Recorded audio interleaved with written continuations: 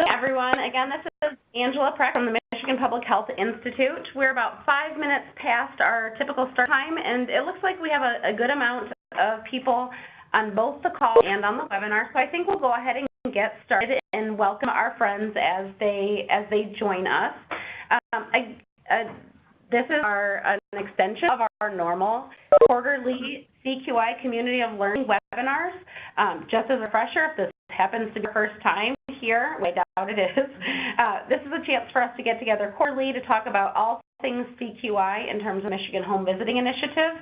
We have a few things planned for our time together this morning, but as always, we want it to be a conversation, we want it to be informal, and we want it to be relevant to you all. So if at any point there's something that you want to talk about or you want to ask a question about, we really strongly encourage you. Raise your hand on WebEx, interrupt me on the phone call. However it works for you, it works for me. So we'll go ahead and get started. As we continue to have people join, we'll just welcome them as they come.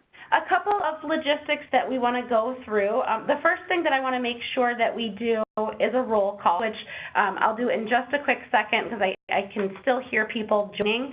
I mentioned, and I think you know me, that I'm Angela Precht here at the Michigan Public Health Institute.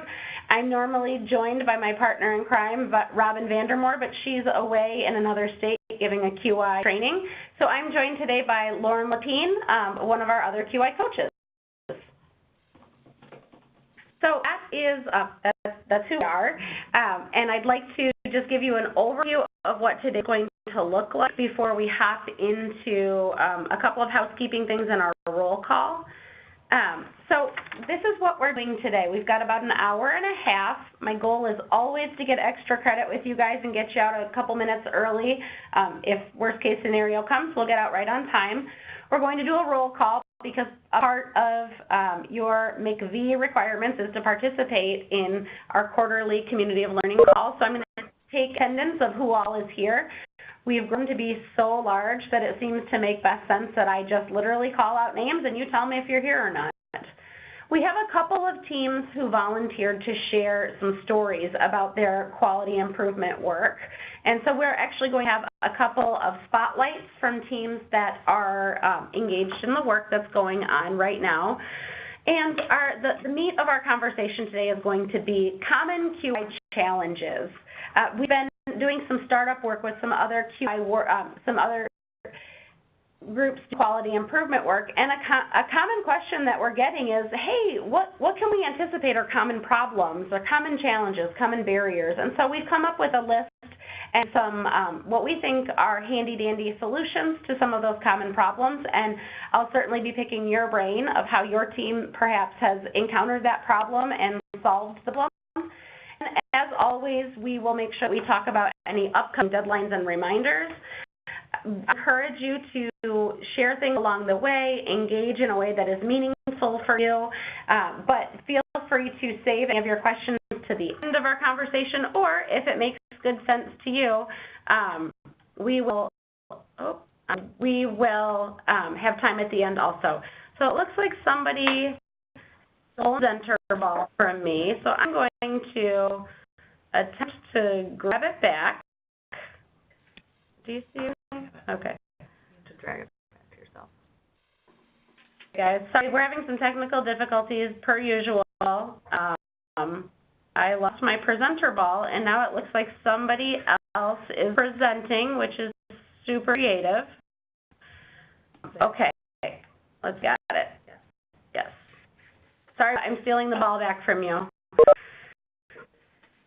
Okay, team. I should probably just say, WebEx is not my favorite software, and I'm sure not so great at it, so I appreciate your patience as we move through this. Some housekeeping and webinar logistics. You guys have already done this, and I'm super excited to hear it. We really ask that you mute your line. You heard some of the crazy noises earlier, and that's what happens when people don't mute their line. There's all sorts of static, there's side conversation. This is being recorded for our friends who aren't able to join us today, so we'd love to have that recording and our conversation as clear as possible, so please feel free to mute your line. If I need to, I can mute things over here, but that's not always the best option, so I'm hoping to not have to do that. So if you can mute your line, I would surely appreciate it, and so would our coworkers who are on the phone with us. A couple of tools that I want to point to your attention. We mentioned these to you last Community of Learning webinar, but there's a couple of things that you might find useful. One is a chat box that you typically can see on the right side of your screen, or if you push that chat button that looks like a call out bubble at the top of your screen. If you want to send a message over to me, feel free to. If you want to send a message out to everyone, please feel free to do that. There's also an opportunity, you can raise your hand to get your attention if you'd like me to be able to call on you. And as I mentioned, I can mute all if needed. Lastly, this is sort of silly. We always ask that you engage to the level meaningful to you. These Community of Learning webinars are really meant to be yours to talk about my work, to gather information about QI, tools, methods, experiences in the field. So without your robust engagement, it's really just Angela talking at you all. So that's no fun, and I'm sure you would like to hear from others. So I encourage you to engage. One thing I'm noticing as I'm moving forward is that the screen that I'm using is not advancing. Do you guys see the, will somebody, let's carry in. Can you see the housekeeping and webinar logistics slide, or do you see the CQI Community of Learning webinar opening slide? I see the housekeeping and webinar logistics slide. Okay, so I'm just going to ignore the screen that seems stuck, and we're going to move forward from there. So before we get started, I want to make sure that we know who's here with us today.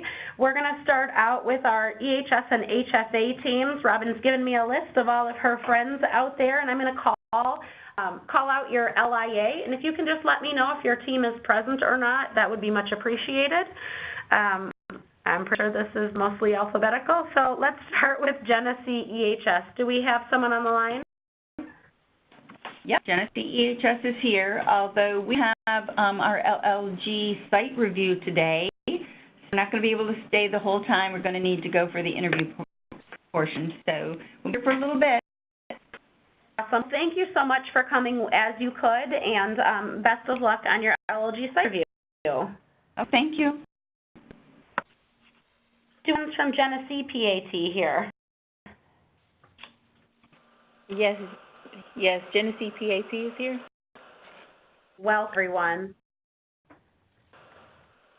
Faye.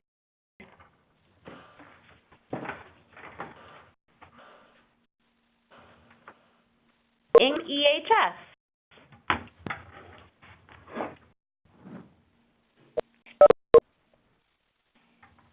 HFA.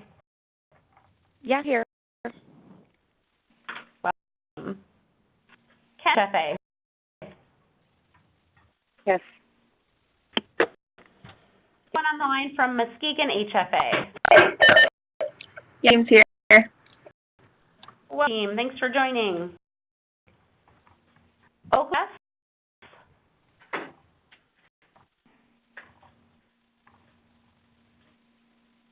Families Upper Peninsula HFA. I'm here. Welcome. Hi. Thank you. Southern Michigan HFA.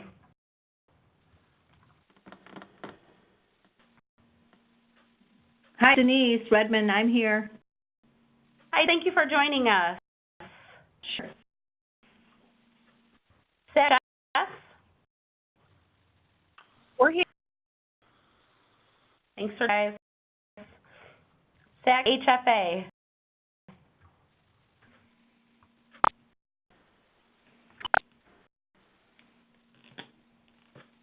Wednesday.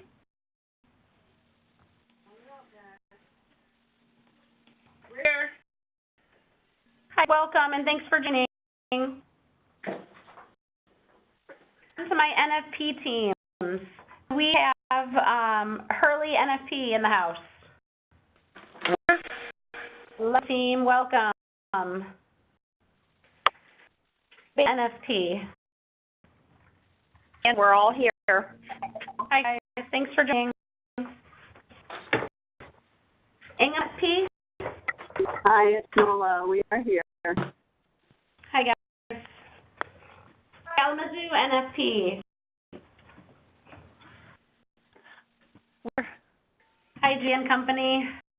Hello. I see that you're here from Kent. Do you have any of your friends on the line? No, just me this morning. We're happy to have you. Thanks for joining. Yep. Oakland NFP. We're here. Hi, guys. Hi. NFP. Hi, we're here. Hello, Leanne and Company. DHSP.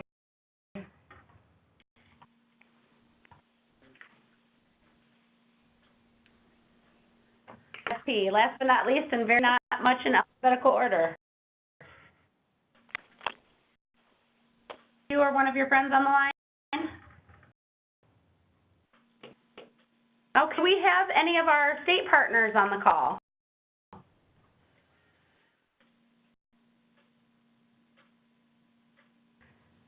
I not called anyone's name.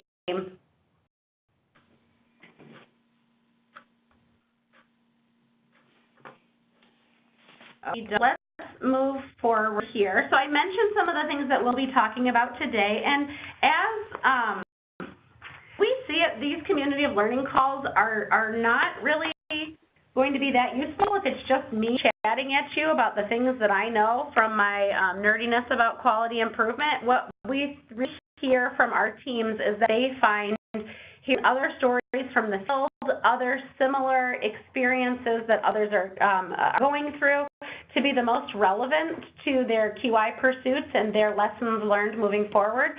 So we've had two very, very kind LIAs volunteer to share some of their quality improvement work. They are Oakland SP and Kent HFA. They're going to share a little bit about what they are doing on the ground. They've both chosen to highlight a QI project. We'll go in order of Oakland NFP and then Kent HFA first. Michelle and Company over at Oakland, would you like me to give you the presenter ball, or do you just want to tell me when to move through your slides?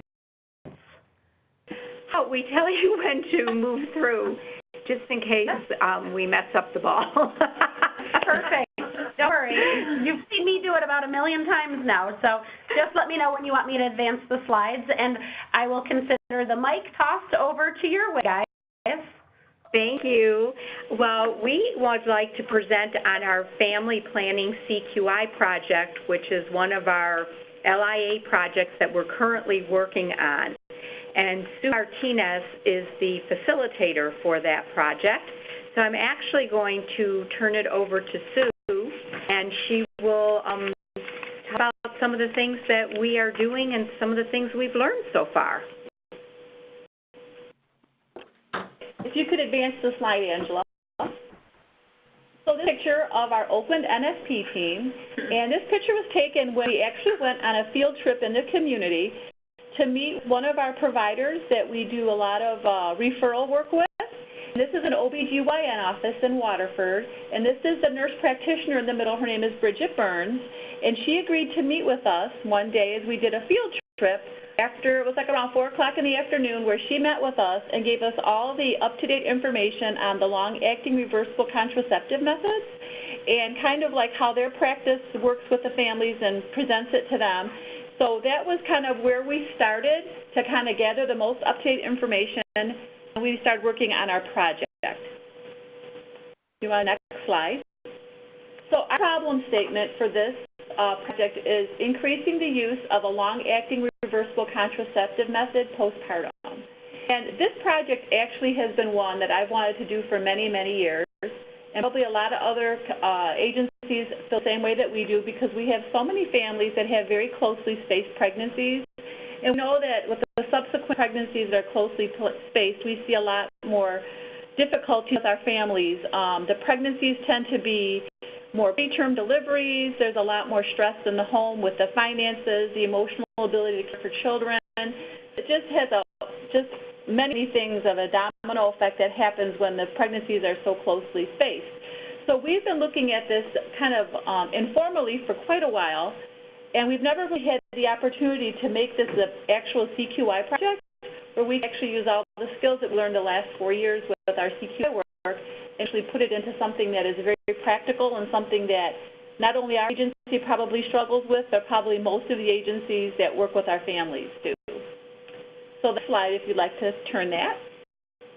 Our AIM statement states that by August 31st, 2017, Oakland NFP clients will increase the use of a long-acting reversible contraceptive method between 6 to 8 weeks to 6 months postpartum from 28.5% to 3%. And what I want to clarify is that definition of what they consider a long-acting reversible contraceptive. There's a couple ways to look at it. We went with it at our project to include the following methods: the Depo-Provera injection, which is a 90-day method that people get every 90 days, and then looked at the IUDs that are out there, which can range from 3 years to 10 years, and the Nexplanon, which is a 3-year device that clients receive to prevent a pregnancy. So this is a category that we use for our definition. Some of the definitions do not include the Depo-Provera injection because you have to get it more frequently than the other methods. And so we did want to include it because a lot of our families are starting to use the Depo-Provera. We kind of looked at the overall picture that we wanted to include the clients that are receiving that.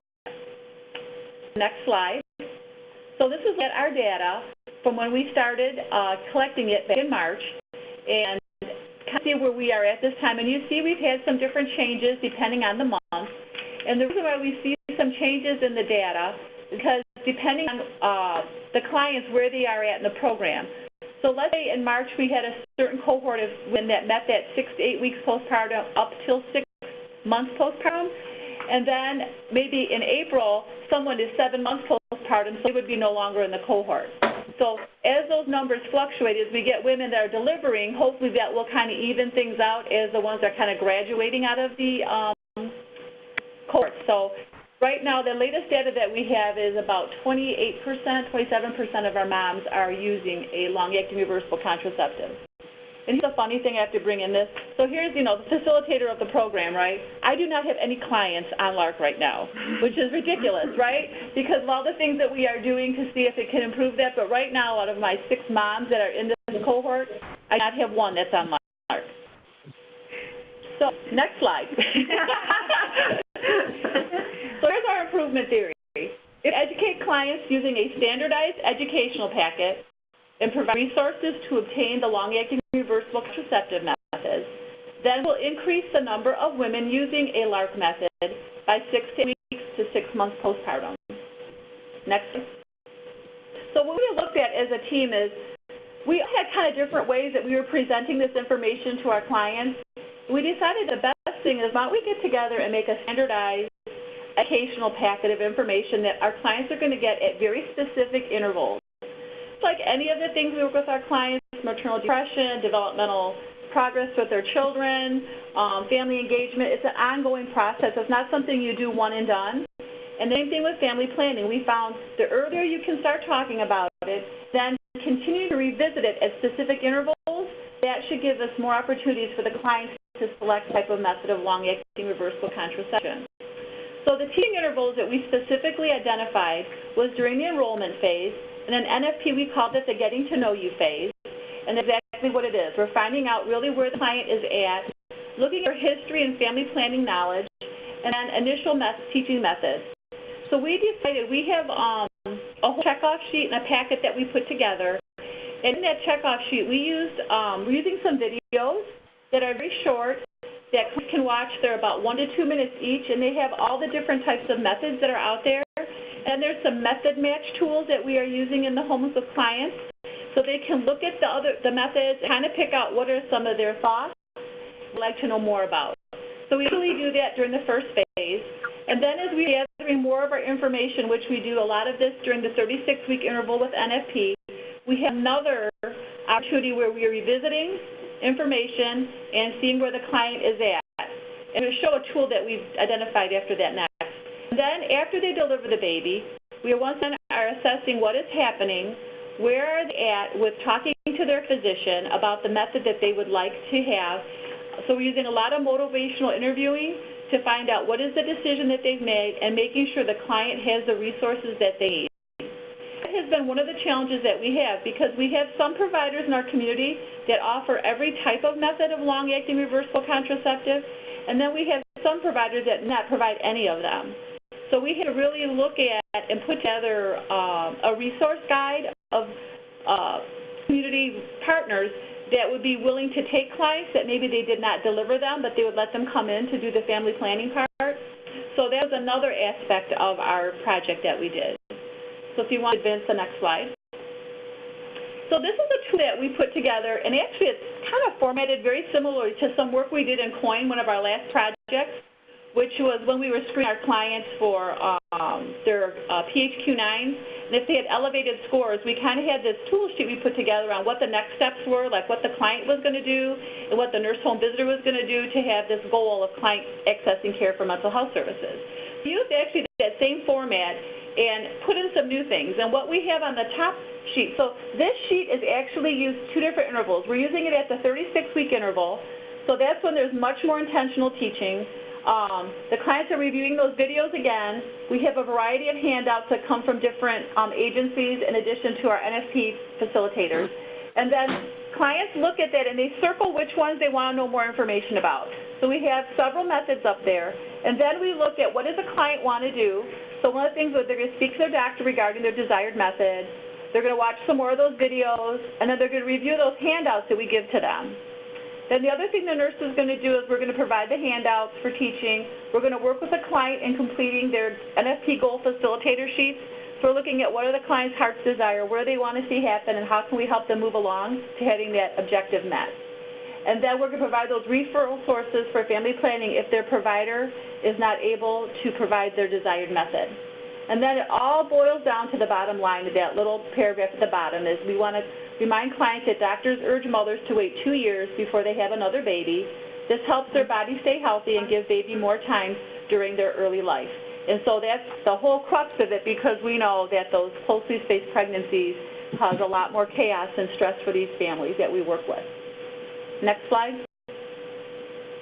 And after the client has delivered, and then they've gone in for their postpartum visit, one of the things we also are doing during these intervals, especially during the 36th week in the postpartum, is we have put together a family planning toolkit where the nurse practitioner at the doctor's office we went to gave us a lot of samples of the different devices, and then we have another provider that gave us some other devices too. We put together a kit so clients can actually see what these devices look like, so have a better idea of what the actual procedure would be like and what it would look like and things like that. So that kind of gives them some additional visual tools of looking at the devices. So that's another time we actually bring that kit out for clients to see. So this is a survey that we will be giving our clients between the 6 to 8 weeks and 6 months postpartum, giving them some ideas. What are they thinking about the educational packets that they receive? You know, the videos. What do they think about the videos? The model toolkit, what do they think if it helped them with selecting their method of contraception, and if there's satisfaction with what they chose as a method. And then we ask the question, since the birth of your baby, are you using any form of birth control to prevent another pregnancy? And if yes, we put the method, and then the other line that didn't show up is if it's no, and then the reason why they were not. So we find out a lot of very interesting client feedback when you assess them with this tool. And some of my clients, you can do all the motivational interviewing, all the handouts, all the packets, and then they still don't want to use any type of method of family planning. And I had a client that, you know, was really reluctant to even think about doing anything. And a lot of our clients, what we were finding is they are not going to their postpartum appointments because if they have not selected some type of family planning, a lot of them are afraid to go see the doctor because they know the doctor is going to really talk to them about what are you thinking about doing. And so some of them had kind of like a fear of, you know, disappointing the doctor, so they don't go to their postpartum appointment. So I've had to do a lot of educating with my families that you need to kind of separate the two, because you really need to finish your postpartum appointment to make sure your body has healed up from delivering your child. And then the other aspect of it is what's going to happen with your life after you've had your baby. What do you want to plan for your future? So that's helped some of my clients decide that, okay, even if I don't want to choose a long-acting method of contraception, I'll still go see my doctor for the postpartum appointment to make sure I've healed up and everything is good. So that was another kind of unexpected reason, because we knew a lot of our clients weren't going for their postpartum appointments, but I didn't really realize part of that was because they were afraid to face their providers to tell them that they really weren't going to use anything, and they didn't want to hear like a lecture or somebody telling them that, you know what's going to happen and those kinds of things. So that was kind of an unintended outcome that I discovered with the families that I work with. And that is our project.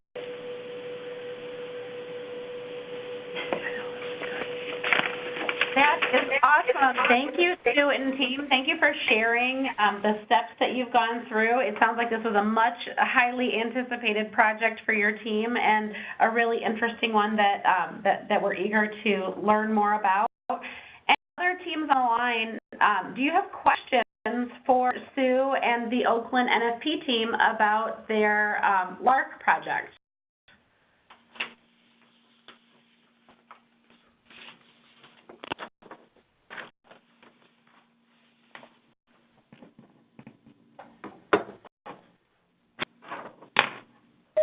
If questions come up along the way, if you have any comments or lessons that you'd like to learn through what Oakland NFP has set up and how they are learning more about increasing long-acting, I've already forgotten the rest of the letters, but the LARC methods, please be in touch with them or use me as a bridge over to that team. If there are no other questions, we'll move on to our next team, which is Kent HFA. Dan Company, I have your storyboard that you want to share here. It's pretty small. Would you like me to bring up the Word document? This is Monica. Can you hear me? Yes, Monica, welcome. Okay. Hi. Dana isn't able to be on this, and I'm not sure if Elise is, and I can't pull up you can put anything on the screen, but I can't pull up the Cisco web thing. So I'm just going to, I don't know what, it won't join, but I'm at home, so I think there's a problem with my computer. I'm so sorry for that technical difficulty. So do you have access to the storyboard that Dana sent our way? And it's really short because it didn't work out the way we thought it would. So, I mean, it can tell me what's on the slide, or I can just kind of start from the beginning and hopefully with the slide. I'm not sure. The slide's pretty straightforward. It's literally a picture of our one-page storyboard that Dana sent over our way. So it sounds like this project has gone from start to finish, that you've made it through PD, S, and A. So, maybe if even in just in a casual way you can tell us how you set the project up and what you learned, that seems like a good place to start. I can do that. So I wanted to try to increase the number of referral sources we had. So we decided to have an assessment worker from each site. Our goal was to try to have 5 new referral sources from what we originally had. So we had assessment workers and supervisors to try to come up with 5 potential new referral sources. So we did that. We also thought maybe if we brought out like candy dishes that said Healthy Families on them or things like that, that might help them refer us. And then just really have the workers do what they normally do with their marketing, just trying to establish a relationship, explain our program, get the referral sources to think of us when they have potential referrals. And we did that. We identified 5. But what is we're spending so much time on those 5 that I think we forgot about our current referral sources, and so we weren't reaching out to them as much. But out of 5, offhand, I think we got 1 referral. I mean, so a start. It's not, but we just felt that really bringing up candy dishes or doing little things differently than we normally didn't make that much difference. So I think we just decided to just continue what we already are doing as far as going out and meeting with the people if they have any kind of different meeting resource fairs or a specific day, come out and then you can talk to as far as talk about your program with the staff, or if it's in the community where people are coming in for services, setting up a table and just being available. So just being a presence in the county. So we kind of decided that that's what we were doing anyway, and to just continue with our current process. So it was successful as we thought it would be. But at least learned something from it, that it definitely was, it's all relationships, and our assessment workers were doing that anyway, and we didn't feel like we really needed to change anything. That was great. Thank you so much for sharing your experience. And I have to say, it could be about 50-50 with the teams that I work with, that they meet the goals that they're expecting, or they don't, but they learn something. And I would say either way, I consider that 100% success in terms of learning more about the problem at hand, learning a little bit more about the solutions that are more effective or not as effective. So I'm really grateful, and I applaud your bravery, because I think in the world of CQI, people get really nervous to say they didn't meet their aims. And I will just say flat out, guys, as a QI advisor, I would love for you to meet your aims, but I think that there's a wealth of success and learning that can happen from any kind of a project, regardless of the end product in terms of meeting an aim or not. So thank you so much for sharing that very real experience. I bet it's one that others on the call can relate to. So other teams on the call, do you have any feedback, any questions or comments for our Kent HFA team's QI project?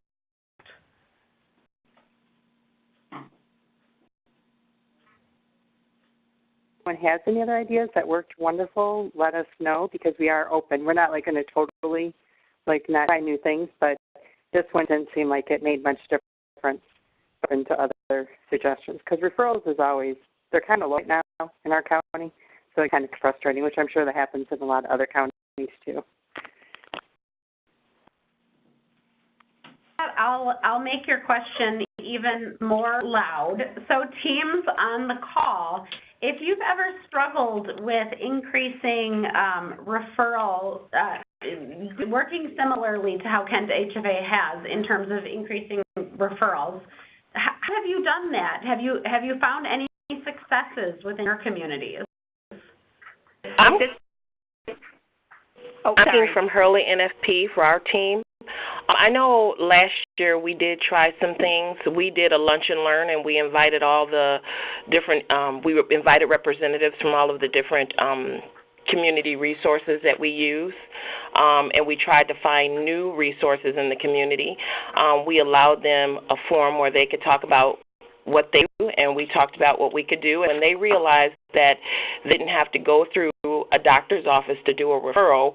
We found that we saw a variety of individuals actually referring to our program, hospital staff, people in the community. We've even tried the Refer a Friend, which it started off slow and it's starting to pick up. And we also just go out and talk to our providers. I try to assign a nurse to different providers to just go out and frequently go in and just try to develop a relationship with, like, the office manager. Sometimes we found that was somewhat helpful. Michelle from Oakland. We were having a problem with decreased referrals. So we did a couple things. One thing I did was I met with our WIC supervisor, and they had a process in place where all their referrals would go to a certain group at the health department, the nurse on call, who would call in and see, I mean, this was all for community nursing and NFP, would see if they were interested in services. So I with them and I said, instead of the first-time moms, can you send them all to me? And because we felt like we could present our program better than other people who aren't actually working in it. And so we have seen a real uptick in referrals with that. The other thing we did was we had one provider office that really it really wasn't giving us referrals, and they'd been around for a while. Well, they took in their practice a newer physician, a younger physician, who actually, when one of our clients signed up for the program, we sent a letter to this newer physician to let him know that the client was part of our program. this physician called and was very excited to learn about the program, and one of our nurses went out and talked to the whole staff. She did bring in some goodies and stuff. They were very interested, and we have started to receive several referrals from them, and this is very exciting to us. And with the providers that we had in place, we talked about them and, how can we get them to start giving us more referrals. So we started making more frequent contact with them. The nurses go there. They may spend a day, a half a day there. They meet with clients and pick up referrals from clients that maybe were in another day. Or just by keeping in frequent touch with them, we're getting an increase in referrals. We've reached out to the parish nurses. At this point, we haven't received any referrals from them, but we are keeping in touch with them and hopeful that we will start to. Am I not thinking of anything, ladies? We have also one of our FQHCs in the area. We have the hardest time getting referrals from them. Well, they hired a new OB coordinator who comes to our Best Start for Baby meetings, and we made contact with her. Sue and I went out for an appointment, and we are really excited because we just got 5 referrals from them, and that was really exciting. So we're hopeful that we're going to see that as well. I think I cut off Tammy from our group here. I was just going to say Crossroads. I went and talked to, it's a pregnancy center. What Tammy is saying, one of the pregnancy centers in our area called Crossroads, Tammy went out and has talked to them about our program and is reaching out to them. We've not received any referrals as of yet, but we're very hopeful that we will. Sometimes we find it's the persistence, and we sometimes feel like we're nagging, but really, eventually it does catch on, and things happen. Anything else, ladies, that I'm forgetting?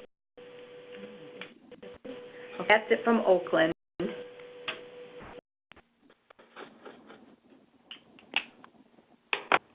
Thank you for bringing that, Michelle and company. Any other thoughts, feedback, comments on that? That I'll also plug, guys, that I bet is kind of swimming in the heads of some of you on the call, especially those of you who are currently in the outreach and enrollment learning collaborative work that we're doing right now. I'll remind you that when we're getting ready to do a learning collaborative, I'm talking the we here is the MPHI team who organizes it. We spend a good amount of time learning about what are best practices and what do the boots on the ground say work to combat a certain problem.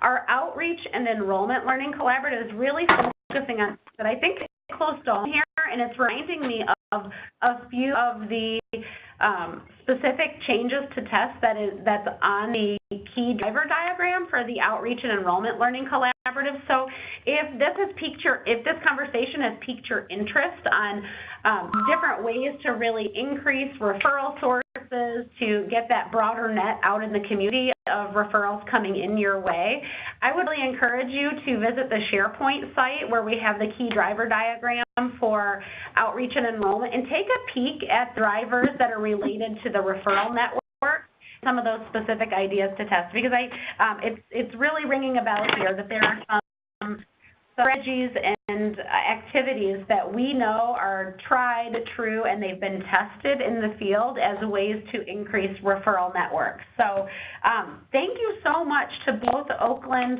and to Kent for sharing your team's experiences.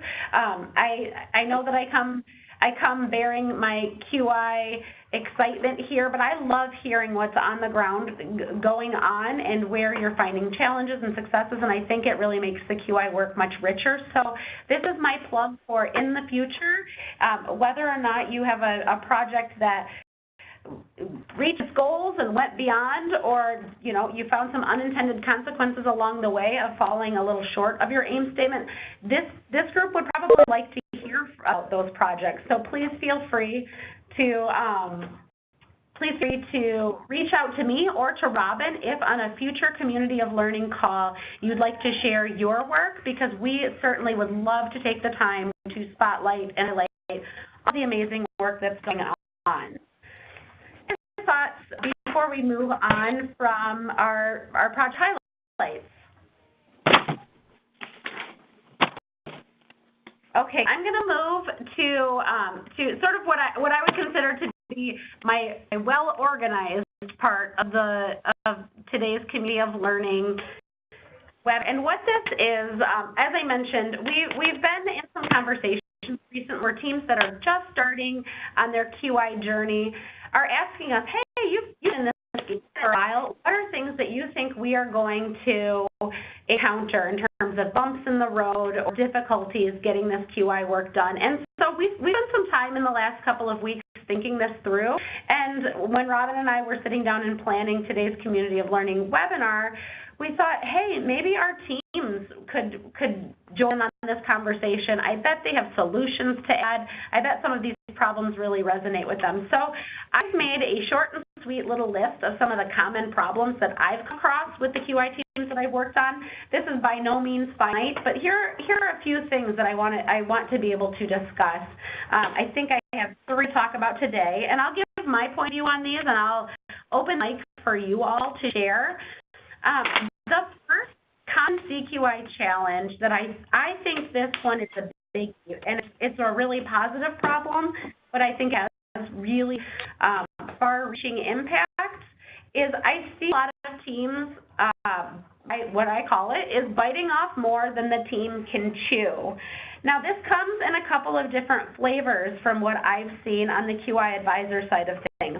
On one hand, I see this coming from the side of picking a really lofty goal. So maybe selecting a very big problem that has a really extensive and complex solution being tested. This can be really bold. It can be brave. It can be a very intrepid way of using QI. And I think this oftentimes is where a lot of teams like to go, because they think, hey, I better go big or go home on this project. And I think that has some implications sometimes down the road. The other problem or way that I see this biting more than a team can chew kind of falling into a QI project is I see a very common issue of 1 or 2 people so very kindly taking on the vast majority of QI work, truly to protect their teammates, to let them focus on the direct service, and to really get that piece off of the plates of their coworkers. And I think this comes with, both of these things come with repercussions. On one side, if key goals are too much of a stretch and the load is just far ahead, maybe it's a really long project, or maybe it's a really intensive project that doesn't exactly match the kind of time or energy or resources that a QI team has, there's a real risk here of the team just completely disengaging from QI.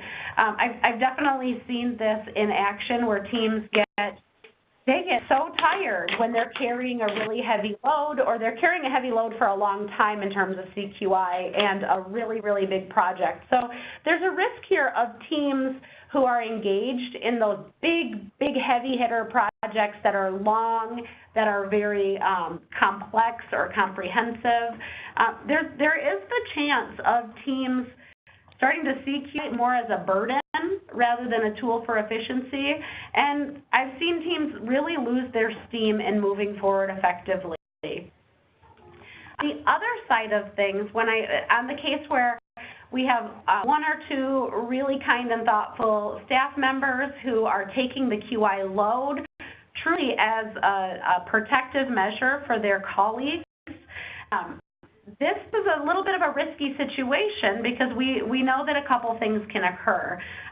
First of all, that really creates a capacity issue where the knowledge of QI, the use of the tools, the knowing how to contact Angela and Robin when there's a question, all of that lives within one or two people, and that can sometimes be risky when we deal with things like staff attrition. So people move on to other places to work, and they take that knowledge with them. So it can sometimes be kind of a risky move.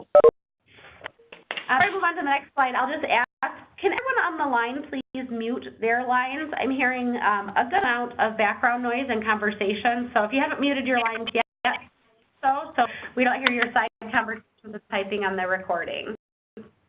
Thank you.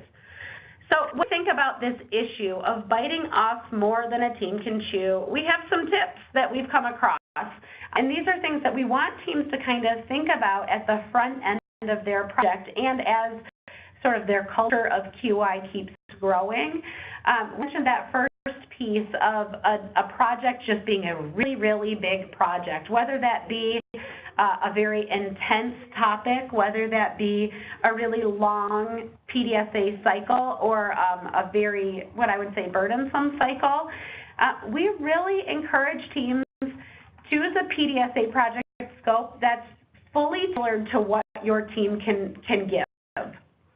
So if your team is strapped, I think a lot of teams, they feel burdened with time. They feel limited with money. They feel that their energy is spread too thin across too many things.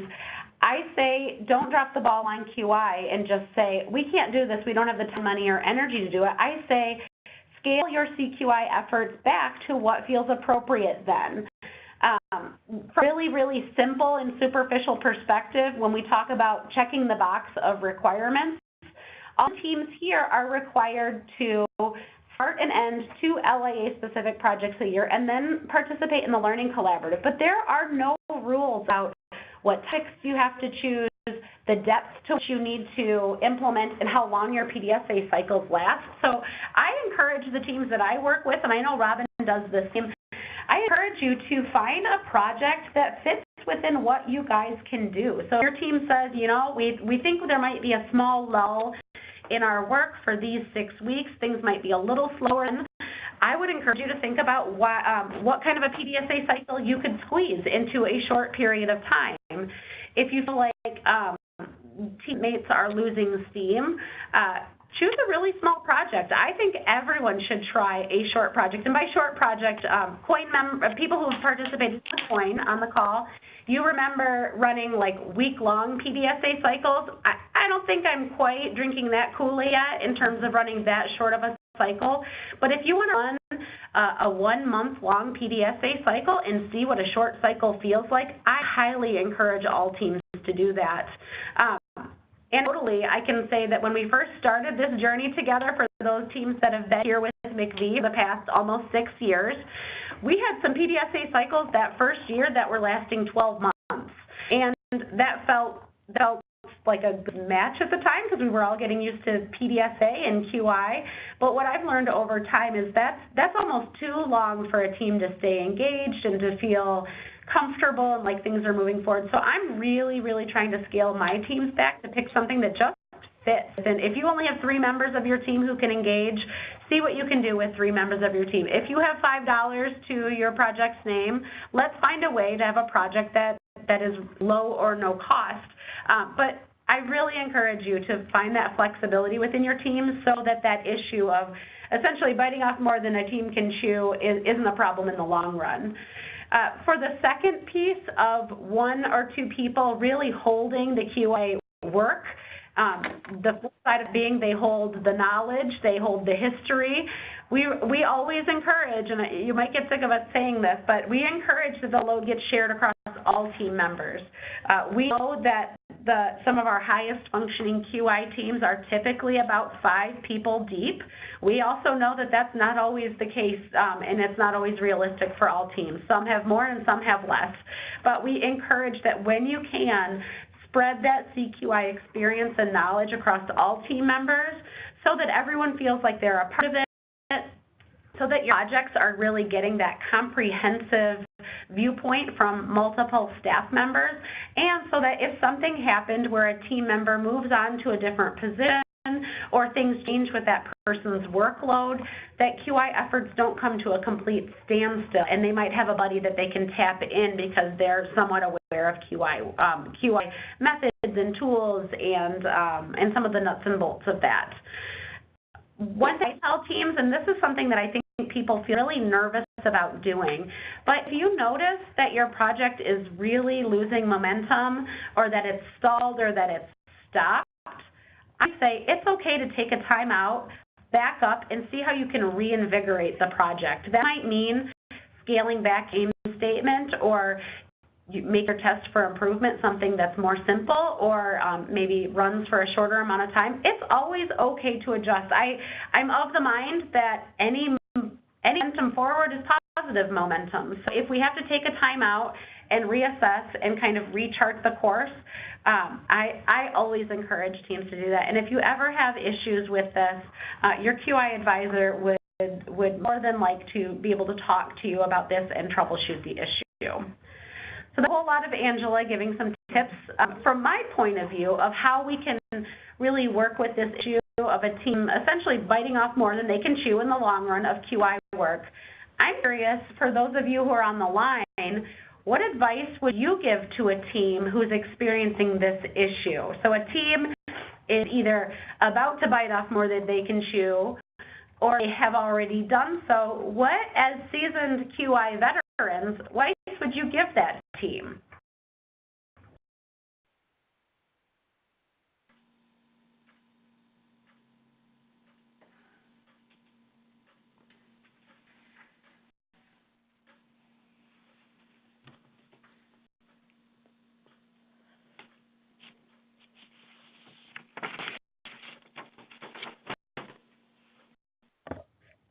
My tips for improvement are plenty comprehensive. I have a hunch that there's some tips from the field that also exist out there. If throughout today's webinar, or when we get together next time, if things sort of strike your fancy, you have something that you'd like to share, you can always loop back to me and say, hey, this is an issue that we've dealt with. Here's a unique solution.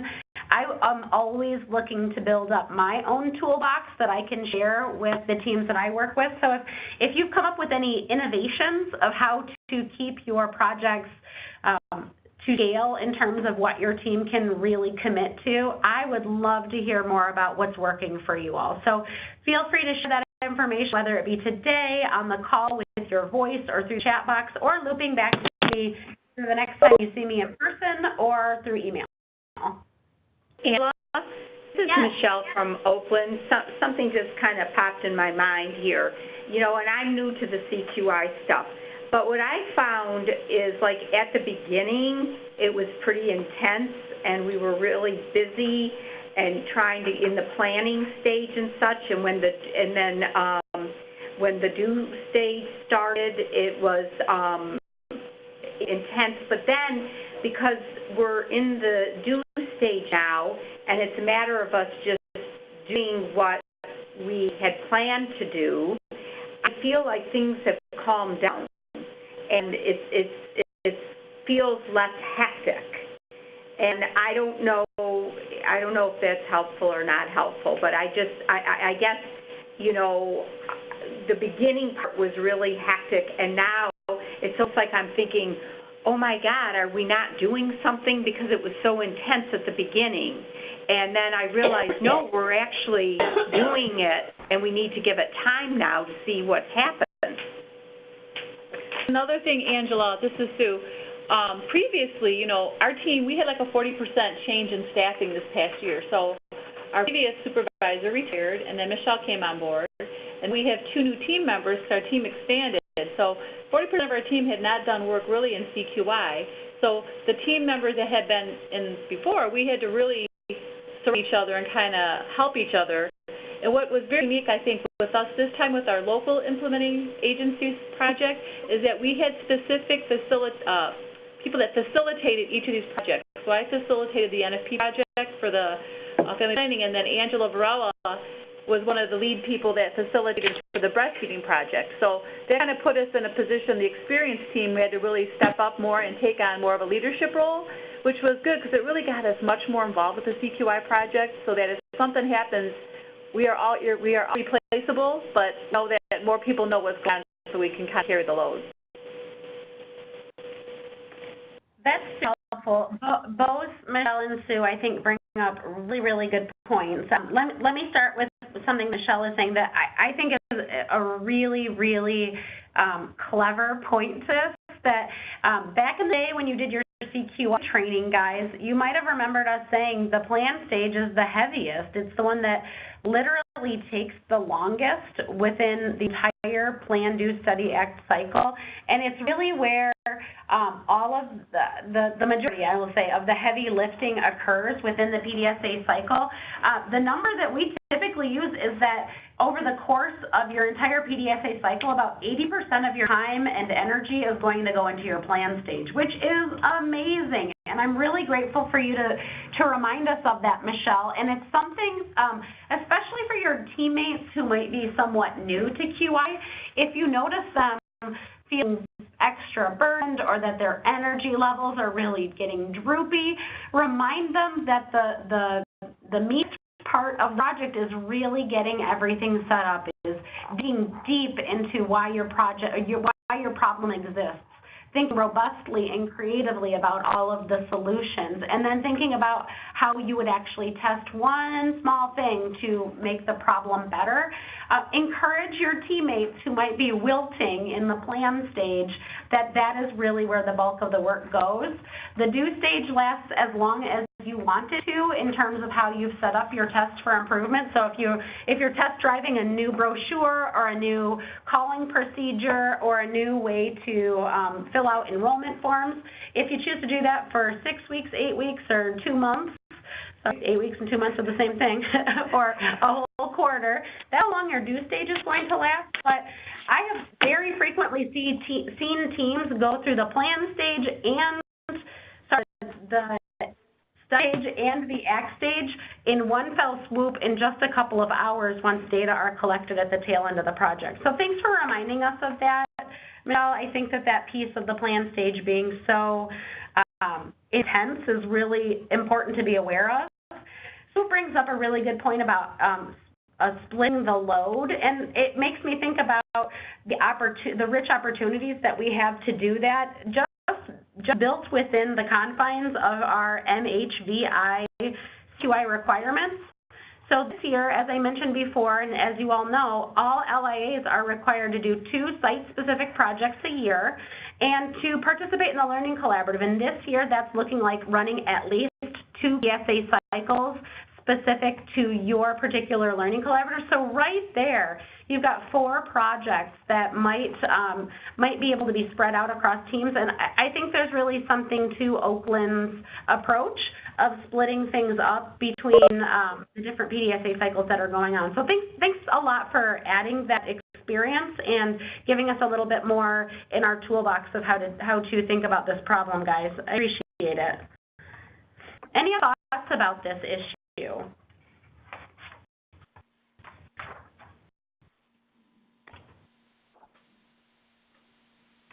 Let's move on to another thing that I'm seeing pop up more and more as a QI advisor. A challenge that I'm seeing is that I'm finding certain PDSA cycles now and then pop up that are focused on a maintenance task rather than an innovative test for improvement. So I think this, on a very surface level, this makes really good sense to me as to why people do this, that essentially it's a kill 2 birds with 1 stone kind of situation where we know there's a requirement to have a PDSA cycle complete, and some teams might see that opportunity to get maintenance tasks of their programming done while they check off their QI requirements.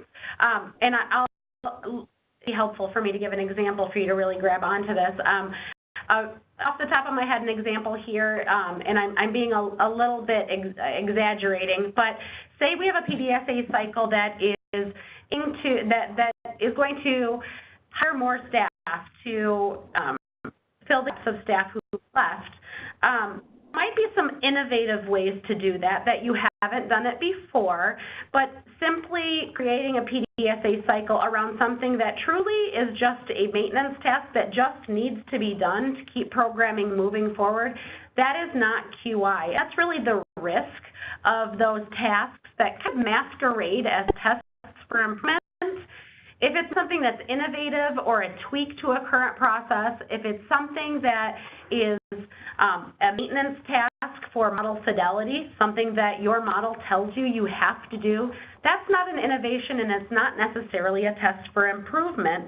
So the problem here is that that's not QI, and the task at hand is to conduct quality improvement projects. So the encouragement is to really try to keep separate those regular daily tasks that keep you in compliance with your model or your funding requirements or your daily operations. Reserve those for quality planning. Those are daily maintenance activities that should just occur, and we want to keep that separate and different from quality improvement. So tips when we're looking at this problem, we would encourage your team, and this is something I ask myself when I'm reviewing team charters as they come in. We ask you to ask your team, is this process tweak something just business as usual? Is this something that we know we just have to do to get the work done? Is it a requirement of our funding, or is it just regular maintenance of programming? If the answer is yes to this, you might be looking at a task and an actual test for it. So we really encourage you in that case to think about an innovation. Are you thinking outside of the box and creatively about a way to tweak the current process in a way you haven't done it before to see if you get a different consequence or a different effect of it? In a way, we encourage you, check in with your QI advisors. If you're feeling like maybe your test for improvement is dabbling a little bit more in the test area of things, check in with us. We'd love to talk with you about whether or not we're talking about daily operations or a true innovation to improve a certain process, protocol, or outcome of your programming. Those are 2 cents, but I'm curious what you all would add. If a team were experiencing this issue where they're inserting daily tasks into the essay cycles, do you have any tips or experiences that you feel like are beneficial for us to talk about?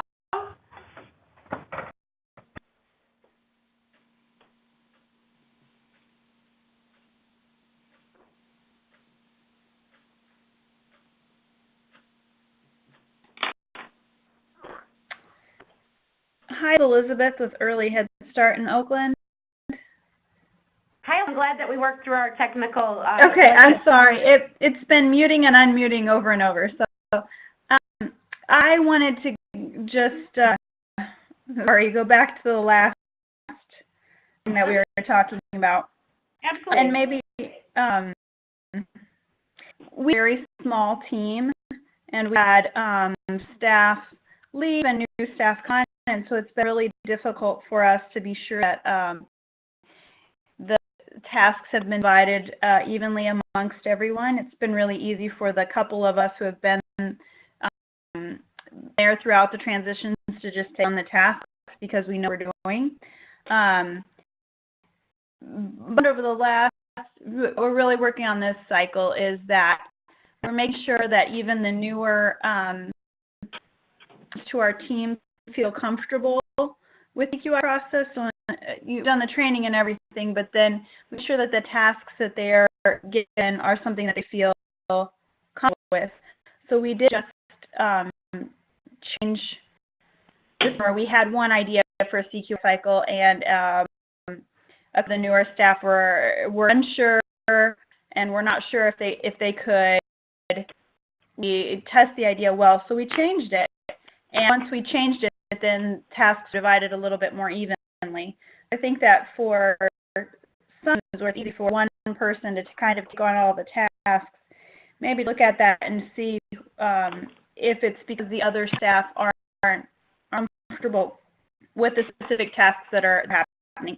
If it's too complicated, or if they feel like it takes up too much time, or whatever that might be. so much for sharing that, that experience, Elizabeth. I think that it's a really, really astute thing to look at, and it reminds me of one of those 4 basic principles of quality improvement. So we're traveling back in time to your last QI training.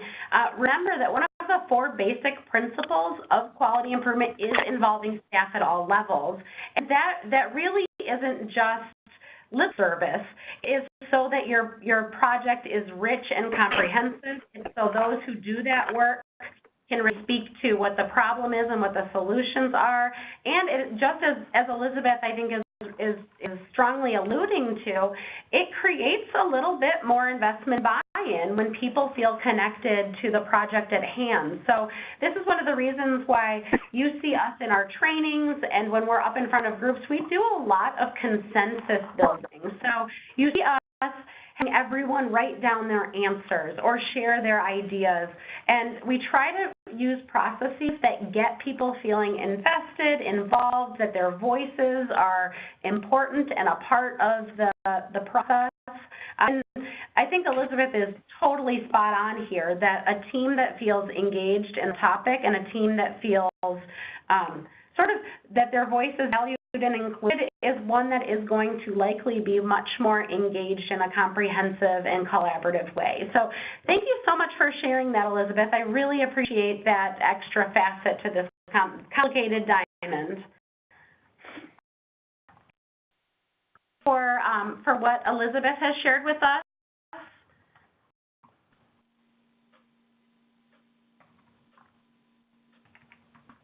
so back, guys, to this issue of task versus test. Any thoughts on this topic of being a common challenge, of masquerading a PDSA cycle, within the PDSA cycle, a daily operations task that just has to be done?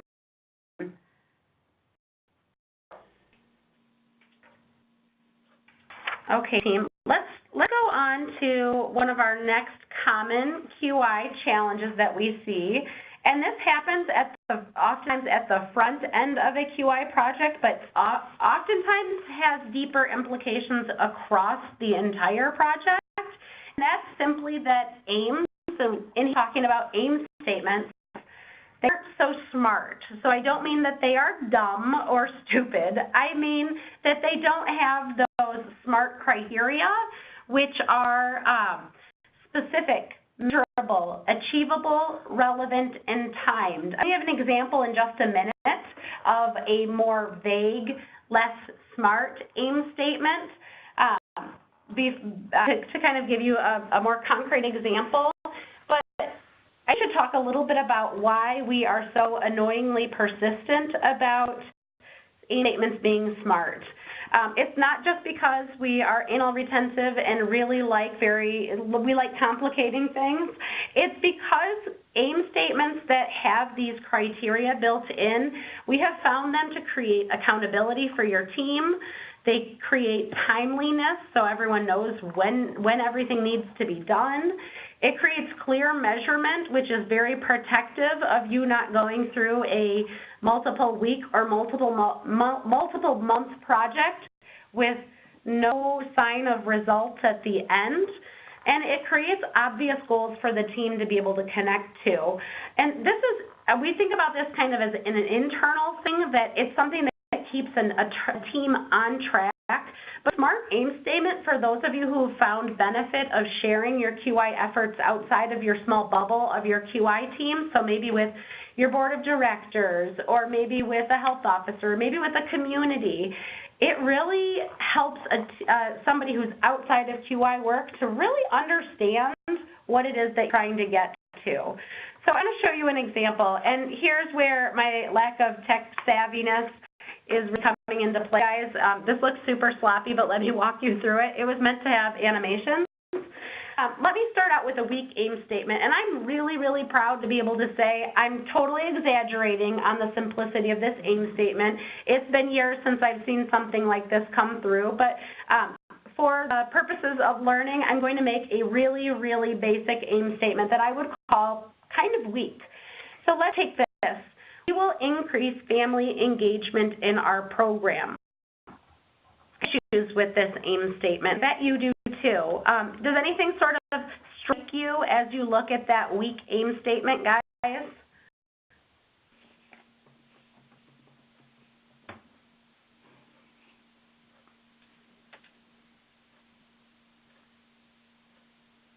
I told that it's hard to talk on a webinar, but I bet you know the answers here.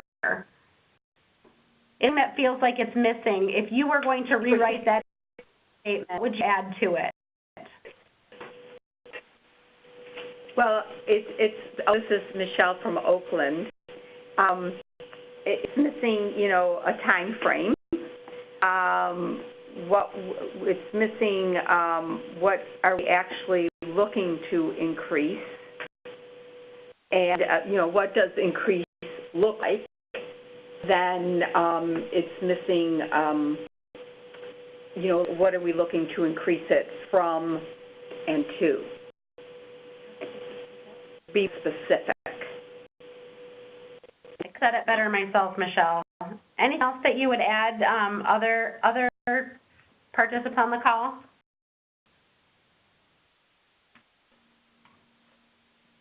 See this weaker AIM statement, I have some worries as a QI advisor. I have had the experience of a team calling me up at the end of their PDSA cycle. They've gotten all the way through and they're ready to study their data, and they say, Ange, how do we measure family engagement so we know whether or not this was a success or not? And I say, oh, tell me more about how you're measuring engagement. Is it less exits? Is it less attrition? Is it retention numbers? Is it engagement within a certain activity? Is it length of time in a program? And I've had teams kind of say, oh, I don't know. And at that point, we might not have the data collected for a pre and post comparison to be able to tell whether or not a change led to an improvement. And that is a true bummer in a QI project. And it really is one of the few examples of a QI project feeling maybe not as useful of time spent. And my whole MO, guys, is to make sure that QI is working for you, and it's adding efficiencies and saving resources. And so a SMART AIM statement that puts out on the table as much as you can so that you can make sure that your ducks are in a row for your project is really, really helpful. So that's really focusing in on the specificity and the measurement part, which you see in this smarter AIM statement below. So here's a smarter AIM statement that maybe could be the next stage of this weaker AIM statement of increasing family engagement in our program. And you can see I totally made this up.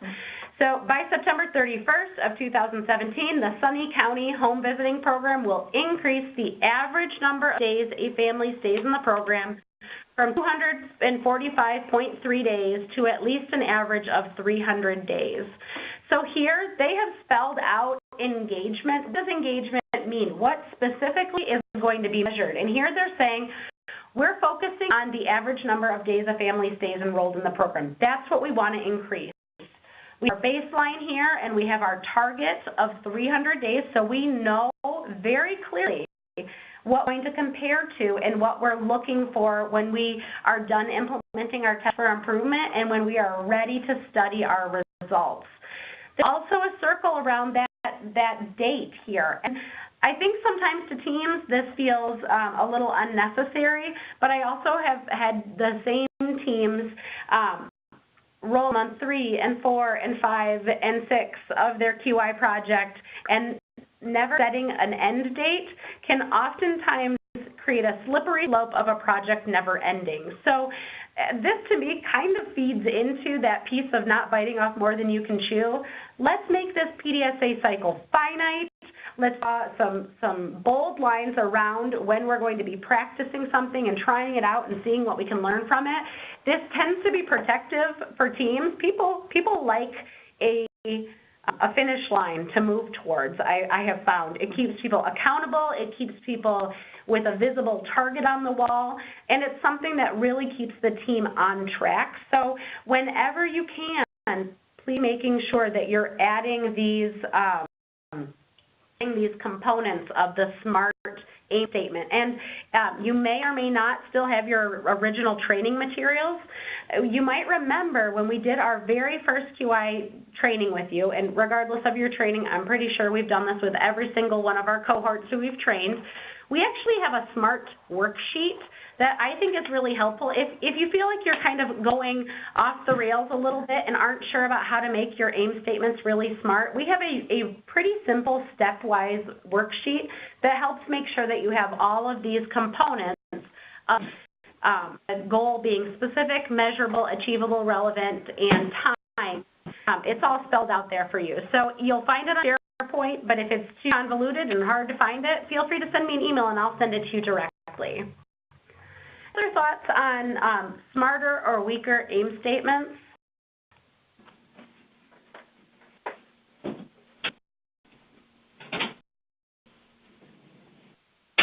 Okay, guys, we're reaching the end here, and I have one more challenge, and this is me really just trying to with my hands at you here in the corner that your QI advisors are here to help. A common QI challenge that I've experienced, and so has Robin, is a QI team tapping a QI advisor into their PDSA cycle pretty late in the PDSA game. And I think I'll share an example of what this might look like in real life. So we receive your QI, we ask for your QI team charters, once they have been drafted and you're ready to share them. And we also ask for your storyboards. Well, I have had situations in which the first time I ever learn of a QI project that a team is working on is when I receive a bundle of a storyboard and a team charter, and the team is completely done with it. And that has very frequently been a really pleasant surprise of, wow, look at this team, awesome, I didn't know they were working on this project. Look how good it turned out. Look, they have their whole package here. And oftentimes it ends up being me checking the box and being excited for you. But I have seen some storyboards or team charters that have come to me at the tail end of a QI project that maybe more of a task rather than a test. Measurement strategy didn't exactly line up with the aim that was selected, and I would have had some questions or some redirections. But ultimately, we have seen teams tap us in at a point where we aren't going to say, you know, we really think that you need a different aim statement, or have you thought about a check sheet to collect that information? And we never want to be inefficient in our ways to support you, and we want to be able to provide that as needed support in the times that are most important to have them. So we really encourage teams, submit a team charter as soon as you have a draft. I've had team charters come my way where there are blank if-then statements because the team's not quite there yet, and I'm okay with that. I regretfully don't have a hard and fast line of when you have to submit a team charter over to us.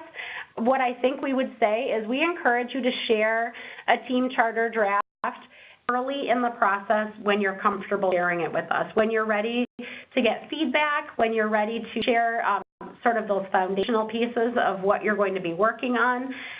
We are so interested in what you're doing. We think you have a lot to share in terms of making sure that your projects are as high quality and as efficient as they possibly can be. Oftentimes, we can share some of our lessons from the field and our lessons from understanding the methodologies as well as we can if we get that early in the plan stage and not after you actually implemented your tests for improvement, because that once you enter the do stage, you're sort of trying out your test, and there's not a whole lot of meaning in moving backwards from there.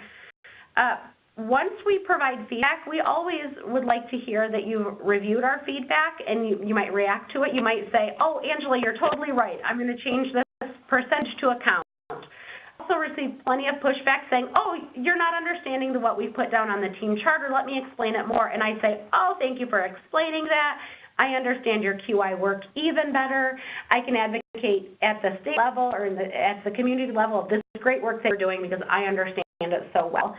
And lastly, we always are encouraging you all, whenever you have questions, Connect with us early, connect with us often. You are never bothering us. We love QI and we love you all, and we want to make sure that those QI projects are as high quality and resourceful and meaningful to you as possible. So whether or not you want to call us, email us, set up a time to see us because you'll be in the Okemos area and you want to come by for coffee, let us know, because we really do love supporting this great work that you're all doing, and we want to make sure that we're being useful at a time that really matters for you all.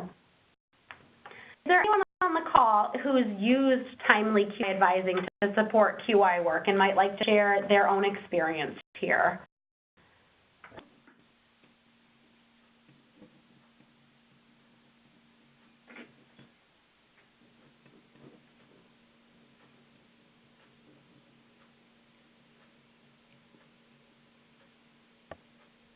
Well, we're reaching this. Go ahead, please.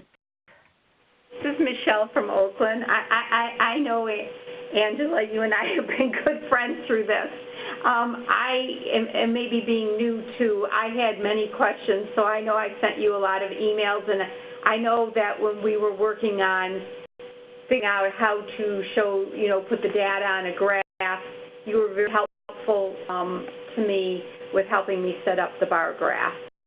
And then I was able to apply that to the other ones we were doing. And I know a lot of, when we would turn in our team charters and then you would come back sometimes with questions, which got us thinking. I can't think of any specific ones right now, but it would get us thinking as a group and like, okay, we need to figure out what we're doing here, or, figure out, are we looking at measuring the data in the best way possible. So that was something else that was real helpful, that you helped us look at that. Thank you. Absolutely, my pleasure, Michelle. Thanks for that plug into how QI has been helpful, or QI advising has been helpful for you. One thing that I want to highlight from what you said is that I think a lot of times we're seen as the document reviewers and the that's not an actual word. The people who check the boxes that your requirements are in, and Michelle is highlighting another way that we have helped teams, that if you're not sure you're collecting your data in the most efficient way, or you want to think about how to put it on a chart that you don't know how to do, that's another thing that we feel like we have a lot of tricks up our sleeve, and team members here on the MPHI side of things that we would love to help you graph your charts, create a check sheet, create tools. My last plug for this that was sort of brewing as Michelle was talking is that now that we're going into our 6th year doing quality improvement for the McVie initiative, we now have hundreds of quality improvement projects under our belt. So your QI advisors have also seen people work on projects maybe that are similar that you might be able to learn from. And one thing that I have found myself doing, and I've had teams reach out to me in this way, say, hey, have you ever had a team work on breastfeeding? Or have you ever had a team who is really focusing on outreach? And we're able to say, yeah, let's not recreate the wheel. Here were some lessons learned. Here's a storyboard to look at. And here is a way for you not to have to build up from scratch this project. So I think it feels sort of vain for me to sit here and plug myself and rob himself, but I do think that along the way, especially for teams that feel burdened by QI, that find it confusing or cumbersome, whenever you can tap in the people who are right here for you that love QI and think about it all day long, we totally invite you to do that, because we are more than happy and willing to help you all out as you move through your QI work. The end of our time together, and we always want to make sure that we're all on the same page of the next time that we'll be working together or seeing each other's faces. We have a grantee meeting coming up. I'll say that it's far away in the future because nobody wants to think about how close September actually is, but sometime towards the end of the quarter, we're going to be meeting, and that's on Thursday, September 21st. We'll be meeting from 10 a.m. to 3 p.m. at Laurel Manor Banquet and Conference Center in Livonia. This is our next grantee meeting and learning collaborative session. So expect to see everyone on this call and those who are behind the scenes and not here today on Thursday, September 21st. wondering why you haven't gotten registration yet, that's because we haven't sent it out. We're still finalizing things on the contract side of things, but you can expect registration information coming your way to your inboxes in the near future. This will, I'll give a heads up because we've had a couple of funny situations where you're getting emails from people you don't know. We have some new team members, but this will be coming from our new teammate, Grace Weatherby. Her email is gweather@mphi.org. That's who'll be sending out registration information, so you don't have to be worried that you're getting spammed or phished or anything like that when you get that, but it'll be coming in the next couple of weeks. Specific reminders is just a simple reminder of what is due to us so that we can report to the state you're in compliance with our quality improvement plans for the initiative. Every fiscal year, each of the LIAs who are in the Michigan Home Visiting Initiative, they are responsible for completing 2 separate PDSA cycles, and that includes having a team charter on file with us at MPHI and a storyboard on file at MPHI for each of the cycles, and that needs to be to us by the end of the fiscal year, which is September 30th. You also, as a requirement of being the Michigan Home Visiting Initiative, have to participate in one of our 3 or 4 LLG learning collaboratives, and we know that you're actively working on that with all of those beautiful data sets we get in every month and your team charter updates. So thanks so much, team, for everything that you been able to provide. We thank you for your time today. Before I sign off, do you have any questions for me?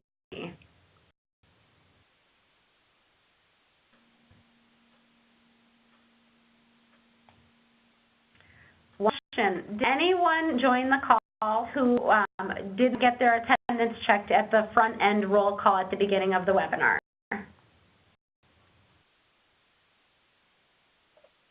Been me. I joined late. So this is Elizabeth with Early Head Start. Thank you, Elizabeth. Sorry about that. No, I got you marked down. Thank you. Okay, I think you all know how to get in touch with us. Here is my contact information and Robin's contact information. You know, we'll be seeing you soon on email and in person come September. We thank you all for your time today. This recording will be made available for those teammates who weren't able to join us. And as always, if you have any questions, comments, or feedback about our work together, that door is always open and encouraged. Feel free to shoot me a line or send me or give me a call and we can talk about it. So with that, I'll say thank you to everyone and wish you a great day. Thanks, team. Have a good day.